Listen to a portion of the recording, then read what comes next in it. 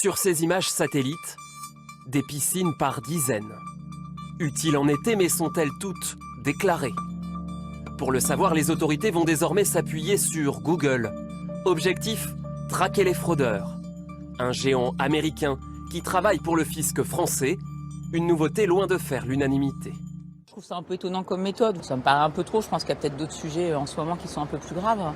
Plus on permet et plus on développe ce côté-là, moins on aura de vie privée et personnelle.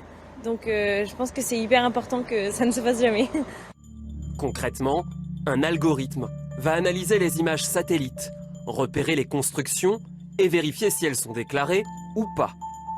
Sont concernées les piscines, les vérandas, les terrains de tennis. Problème, Google a été épinglé pour fraude fiscale aggravée par le fisc français. Les syndicats sont révoltés. Ça soulève évidemment un certain nombre d'interrogations. À la fois la juxtaposition de l'administration fiscale avec une société dont, le moins qu'on puisse dire, que le comportement est discutable.